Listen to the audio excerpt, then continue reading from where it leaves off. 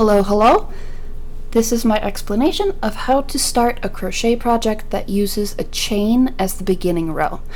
It is one of the most common ways that you'll see in like crochet patterns and stuff. So to begin, you will make a slip knot. So slip knots are similar to tying a basic knot, but you will want to, when you make the loop, you will want to pull the longer side of the yarn through the loop, and then put the loop onto your crochet hook and tighten it until you have just a loop that is slightly bigger than the shaft of your crochet hook. I'm gonna see if I can't. Hopefully it'll focus. So that's a little bit loose to me, so I'm just gonna tighten it a little bit, and that should be good, because you just want enough room to be able to maneuver your hook through it, but not so loose that it just will fall right off your hook really easily. So this shorter end of the yarn is generally called the tail, and unless the pattern that you're using specifies the length of the tail, you don't need to worry about how long it is. And as for holding the hook, crochet hooks in general have this little flat area sort of in the middle but closer to the hook of it, and they tend to have some raised writing that says the size and the type of hook. This makes it more grippy and easier to hold on to. So for me, I tend to hold this flat part between my thumb and the middle finger of my right hand, and using my pointer finger, I can adjust and hold on to the loops of yarn that I put on my hook, and then my last two fingers I generally use to stabilize and steady the hook. And a lot of times it kind of looks like that, and this is just for me. Most of the motion that you will use when crocheting comes from your wrist, but I also tend to twist the crochet hook using my middle finger and my thumb. The flat part makes it easier than if you try to twist it on the round part of the shaft of the hook.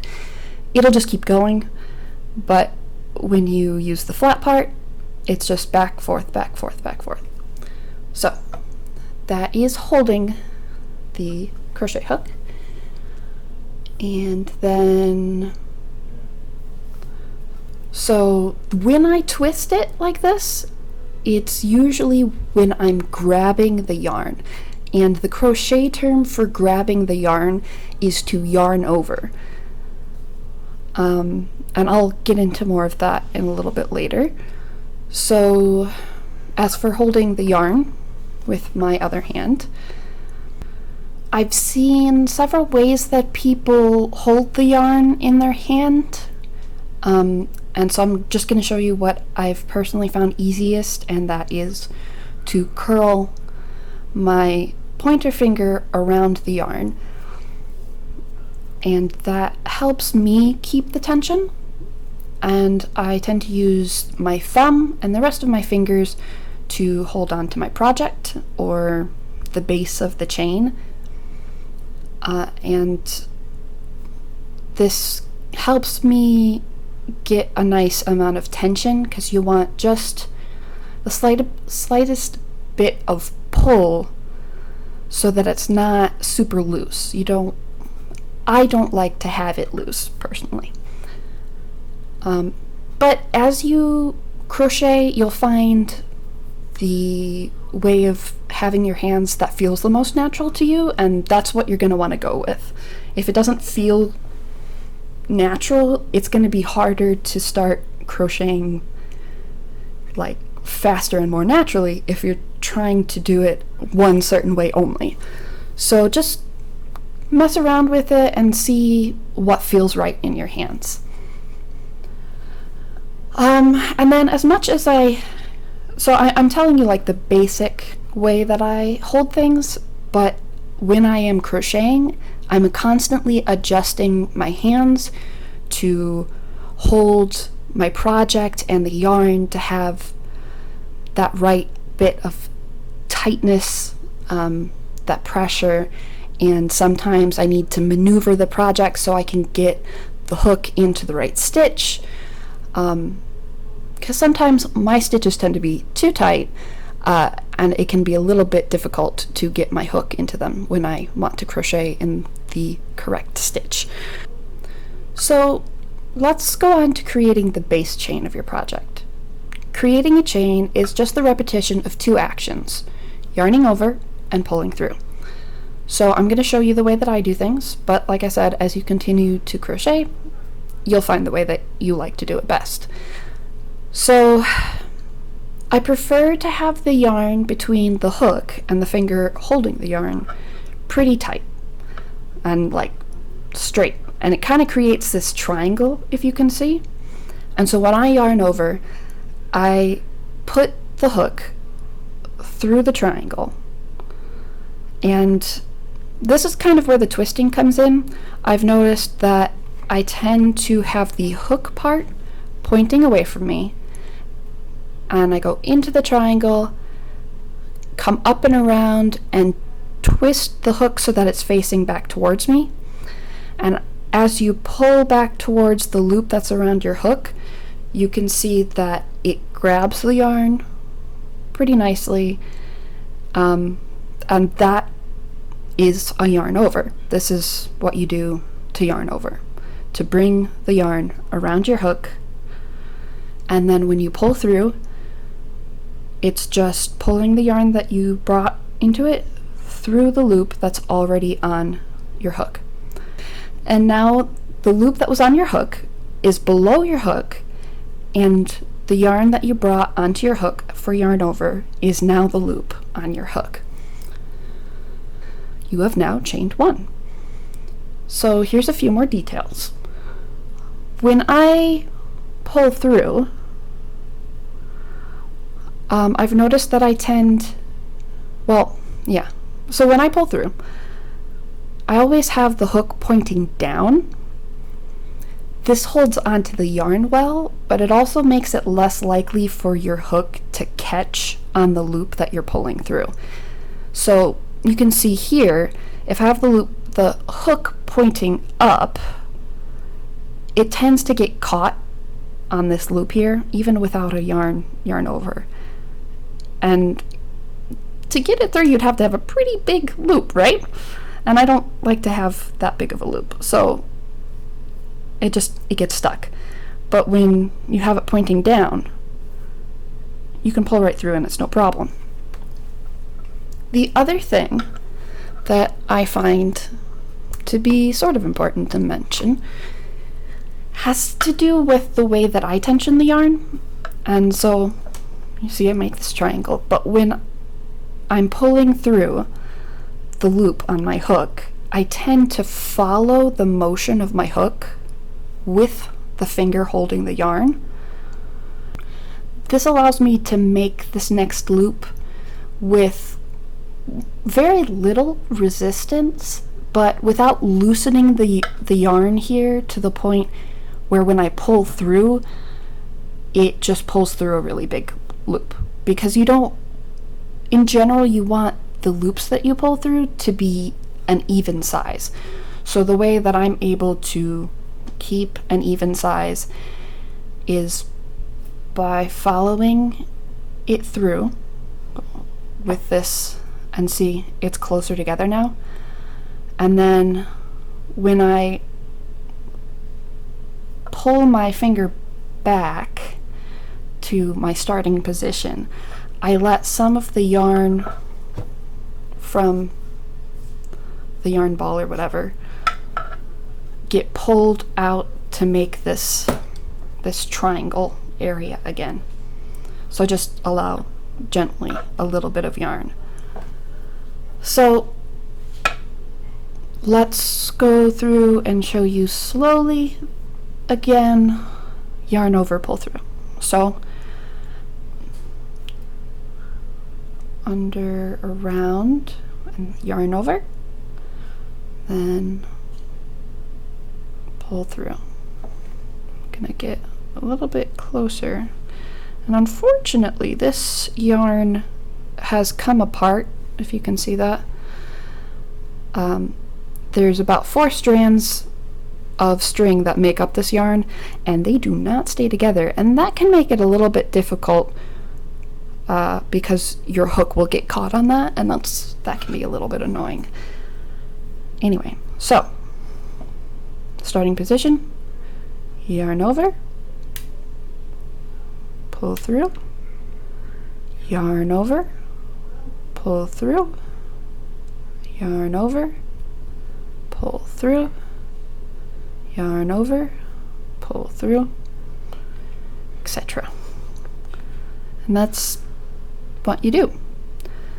So when it comes to starting a specific project or reading a pattern, a lot of times the pattern will just say CH and then a number.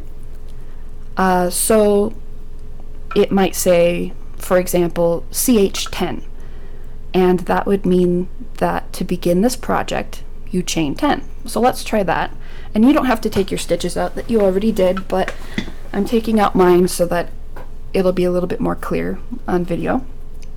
So chain 10, 1, 2, 3, 4, 5, 6, 7, 8, 9, 10. Whoops. 1 minute. Okay, had to redo that one. And 10. So if you noticed, as I was chaining these, I kept moving the place that I was holding it closer to the hook, because personally I find that it creates a good amount of tension. Because if you get too far, then you have a hard time holding it. Yeah, anyways, that's why I said constantly adjusting. So the other thing is that once you have chained a certain amount, you should be able to count it as well, even though you've already done it. So these stitches will make a little V shape. So hopefully I can get the camera to focus. 1, 2, 3, 4, 5, 6, 7, 8, 9, and 10. Like I said, this is kind of falling apart, so it looks a little bit wonky up here, but you should be able to count them. And then as far as projects and patterns go,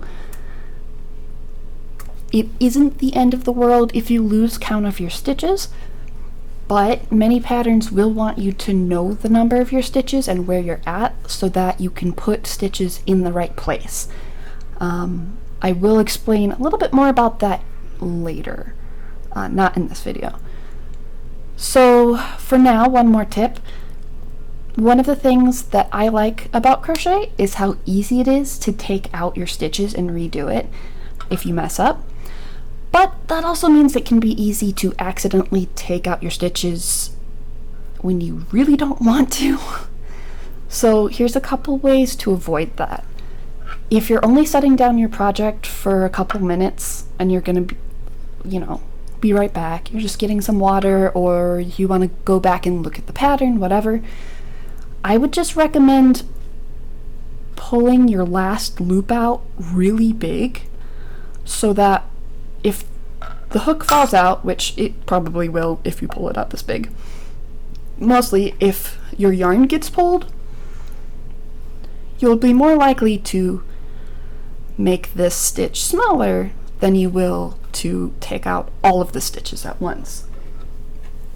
And then if on the other hand, I have to find my, yeah, okay.